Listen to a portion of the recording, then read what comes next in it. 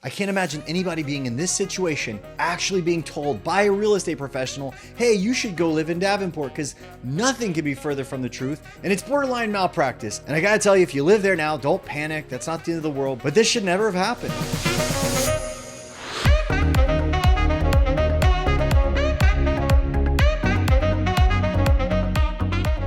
Everybody, there are incredible changes unfolding in Davenport, Florida, and a lot of misinformation. There's a ton of lies and just stories being told. And if you're already living in Davenport, or if you are considering this to be your next home, I'm going to talk to you about the major changes that are unfolding here, of what you should be planning for, what's in the future of this particular marketplace, what's happening here now, and why that if you do not live here yet, you might consider Davenport. But I will tell you, along all the Orlando metro areas to be found, this particular marketplace is unique, and that I think it has a razor thin, very defined likely buyer. And if you do not fit this mold, you will be someone who buys into this area absolutely regretting from the day you move in to the day you move out. So I want to help you separate truth from fiction so you can fully understand this area and what's coming, and if it's ultimately right for you. And if you live here now, how's your equity going to be doing in the future? What is the likelihood of these market changes going to bring for this economy here in Davenport? In this video, I'm going to talk about 3 major upsides to the marketplace here right now, and 2 huge pitfalls, risks that you should consider in this particular area. And who am I to have this opinion to share with you? Well, I just happen to have grown up in the area. I've got over 20 years of real estate experience. And as a real estate expert with nearly 4,000 satisfied closed sales, I bring a unique yet specialized point of view as it comes to this conversation. As I jump down below to the right, smash the like button so we can get this information out to as many people as possible.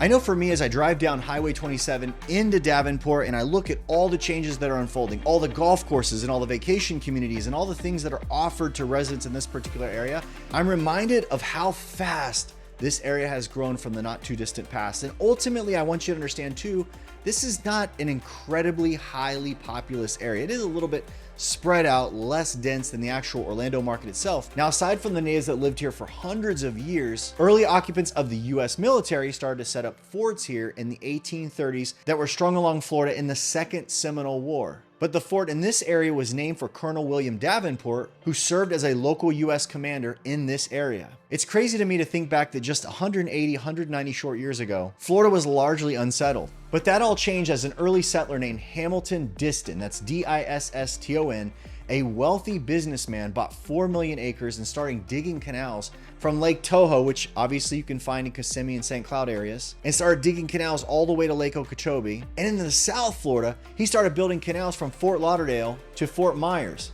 Now, talk about gardening. This guy grabbed the state and got into a serious irrigation gig. Now, all of this work in the late 1800s really created a rich farmland environment in which Florida attracted many pioneer settlers throughout this particular area of the state. In the 30 years that follows, this area became more populated, and on March 11, 1915, the first meeting was called to name the entire area officially Davenport. Now, a lot has happened since, and you might be allured to the area yourself because you've looked at this area on a map and you love how close this particular area is located to a magical mouse and all of his magic kingdoms and all those sorts of things. And maybe you stayed at Champions Gate one time and enjoyed the water parks and all the facilities, or you came and visited and did the theme parks and hit some golf courses in the area. And as often many people do, they scratch their heads and say, that was pretty amazing.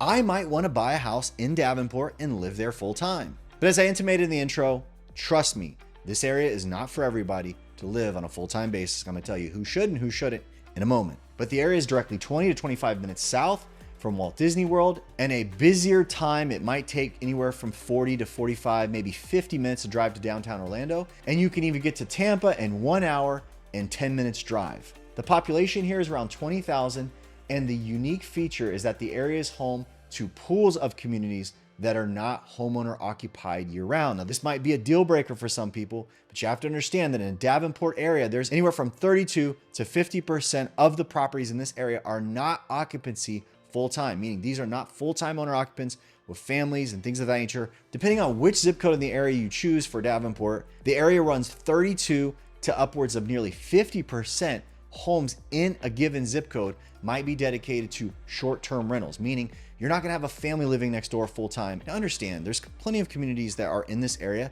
that actually prohibit any Airbnb. You don't have to accidentally arrive, purchase in a neighborhood with a goal to live there full time, and then be upset because everything is turning over on a nightly basis. Now, Davenport, much like many of the other areas of Central Florida, has depended on the citrus industry up until now, including citrus tourism. My grandmother lived in Davenport, and I long remember when I would travel into Davenport with my family. I remember fields of orange groves and all the buses driving around bringing workers to the fields to pick oranges. Now you have to really work to find an orange grove that's actually in operation, and you can see many orange groves fields that are now in desolation. They've just kind of been left to themselves. Now let's talk about the dynamics of Davenport. Is it right for you? Let's sort out the pros and cons. So the pros, it's near tourism. It's near the parks. It's a short drive. It's very convenient. And a lot of people that over the years have traveled just to come to the parks and spend all day in the blistering sun in June and July when it's as busy as it gets, and you stand on a queue for an hour and a half to ride one ride, desire the life that us locals lead, where we work a full workday and then we jump in the parks at 5 or 6 in the afternoon, and we literally will ride 7, 8, 10 rides in a matter of 2.5 hours and never stand in an extravagant line unless we desire to. But we never run 8-hour days at the park. We usually run in short bursts, and we go there, enjoy it, and leave, and we watch the apps, and we know when the lines are short. And ultimately, if you're gonna wanna pull that kind of lifestyle off, you really wanna live less than 30 minutes away from the park. It's not easy if you're doing a 2-hour round trip drive to wanna spend 2 or 3 hours of a short evening in the park on a frequent basis. Number 2, it's cheap. It has a low cost of living. The median home price is low here, considering other homes across the metro area. For its level of offer, the amenities it offers you, and its location, all things considered, this isn't a bad price to live here. You can still buy new construction in the $300,000 price range, which is absolutely incredible when most of the other marketplaces in the area cost you $100,000, $150,000, maybe $200,000 more for the same exact property you can buy in the Davenport area, which becomes interesting for a lot of people. If you look at the resale market, a huge majority of all the existing homes are anywhere from 3 to the high 4s. And obviously there's a whole lot of other properties. If you look for $1 million home in Davenport, there aren't a ton. And honestly, every one of them are in short-term rental markets. They have 13 bedrooms and 18 bathrooms. So in the full-time marketplace, there's not a real luxury home market because it's very affordable, and it stayed that way. Number 3, it's relatively friendly and safe. Now, I'll remind you, when I say things like relatively friendly, this is my opinion. And my definition of relatively safe is I've been all over Davenport, and I've never been in a position where I felt unsafe. I never had a suspicion where the hair on the back of my neck stands up and I'm kind of concerned that, hey, this crowd doesn't look like they're up to any good, this might be sketchy, or anything like that. Not that there's no crime, there's obviously crime. And you wanna consult crime resources, crime maps, call the police departments, things of that nature to get even more insights on all of this. But I'm talking about, in general terms, my relative opinion. And I'm gonna also put down one of my favorite crime resource tools linked in the description below to help you with your own research. Number 4, it's got Airbnb offers out the rear end. So Airbnb, if you are looking for amazing vacation rental options that are reasonably priced, you can start at properties in the upper 100s. And obviously that is a very hard find, but really upper 2s, you can now find desirable, reasonably priced townhomes with amazing amenities, water park, the whole fitness center, everything. And it's a great option, has security, everything. It's a great space for someone who wants to live in a property for a couple weeks here with their family, get away, and then have that thing producing an income. And these communities for Airbnb are very homogeneous in that they offer a very similar pattern of much higher level amenities. So the clubhouses in the neighborhood where you might see the pool and the arcade and fitness centers and different offers like that, to a degree, they're very similar in that those communities which offer short-term rentals across this area offer a very plussed up version. Now,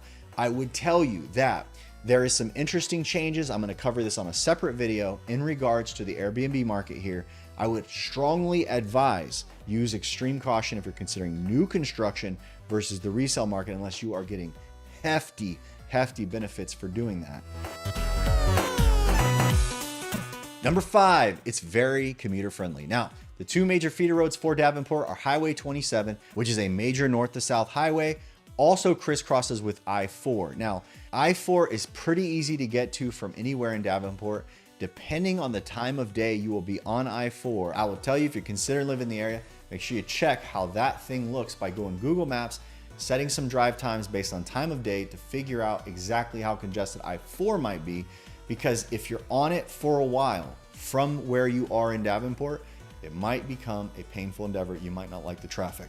Which leads me to my cons list. Why should you be careful about living in Davenport? Number one, traffic. Traffic is growing worse here because it's experiencing a lot of growth. I will also say that the entire area is experiencing a lot of growth. So as there's been a spike in home prices since the pandemic period, there's been a lot of attraction to people coming down south to Davenport and even beyond, and all of that has added more traffic and constricted traffic flow in all of these areas. So as I mentioned, Highway 27, I-4, these roads are getting smacked with traffic. So you might be on them at times. You might be in a wave of people going from one traffic light to the next. Now you have other roads being developed. I think Powerline Road is one that they're extending from Davenport down below towards Haines City and beyond. They're working hard to try and take the pressure off the feeder roads that we have now. There's a lot of expansion projects and things going on, but there's always pinch points in between. Number two, you're shopping, you're having dinner with, everywhere you go. If you live particularly on the northern part of Davenport, tourist everywhere. You may hate that. You might dislike going to Publix and being amongst a lot of tourists, okay? So there are areas of Davenport, and again, particularly around I-4 in Davenport area, further north, there's just a lot of visitors, and that is part of the process. You yourself might buy here like, I'm gonna be a visitor, so I don't really care. But I'm saying if you are wanting to live here full time, that might bug you out. You may not like it. So get out and visit the stores if you're gonna move here.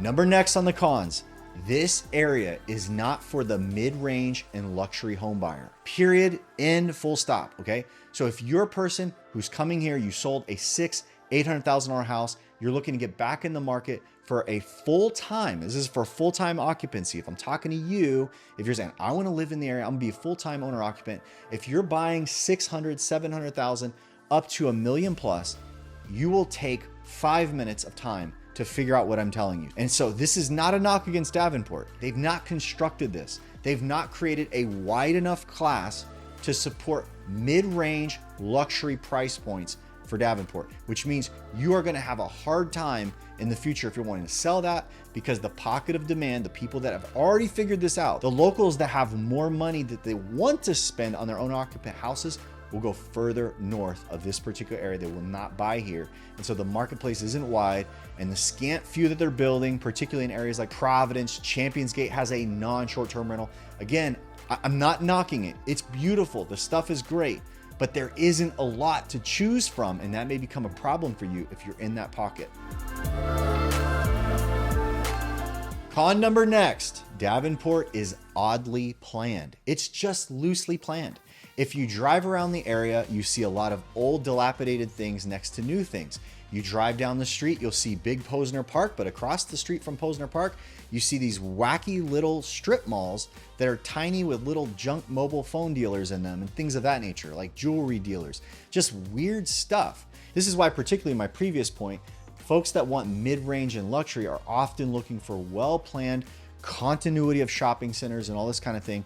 Davenport has none of that. You will ride down the main roads and you will see 20-foot high noise barriers built around the subdivisions. That is weird. Beyond the 20-foot walls, you've got weird like trailer parks also dropped into nice subdivisions. So you might have a trailer park neighborhood, and they're not nasty trailers, they're nice. Like their HOAs are $600 a month in the trailer park, but you'll have that kind of look. Big wall, then a trailer park, then a weird strip mall, then a desolate open lot that just no one did anything with, that's got tumbleweed and a couple pieces of garbage in it. And by the way, don't let what I'm describing for you worry you on the Airbnb side.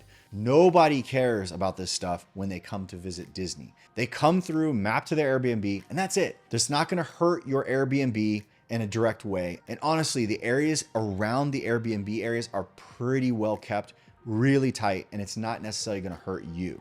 Now, on the focus on the fun segment, Davenport's #1 thing, because I'm going to tell you, there's not a lot to do in Davenport. It's not known for having amazing state parks or anything like that. It's not a humongous area. And a lot of people, I think, ultimately live here and spend their time outside of the area. But I would say focusing on the fun in Davenport leads me to the top 2 things. #1, shopping. If you're shopping, you're going to be at Posner Park. Posner Park features Bell's Outlet, Marshall's, Home Goods, Burlington, Five Below, Starbucks, Dick's Sporting Goods, Ross, Michael's, Best Buy, on and on and on. Restaurants galore, shopping galore. It's the typical brands that you see on those major, humongous shopping plazas. And this place is large. It is huge. You will live in Davenport a while before you see the entire property. There's a lot to do there. But #2 is obviously, we're in Florida, it's golf. If you are staying in this area and you will live here full time, we have 7 well-rated golf courses in this area, and that will probably be one of the main things of local revenue for entertainment that this area offers. You have Providence Golf Club, Deer Creek, White Heron Golf Club, Champions Gate, many more. All of them are popular, and ultimately, that's what locals here are going to want to do if they're staying in the media area. That's where it's at. Listen, if you're looking to sell your home in Davenport, I have videos like this online, and buyers all over the place are calling me to buy here. Your home may already be sold. I'm like eHarmony for real estate. So buyers, you're looking for sellers? I have sellers calling me every day. I can help you dodge a bullet of a bad mistake if you're looking to buy or sell in Davenport. Thanks for watching, and we'll see you on the next one.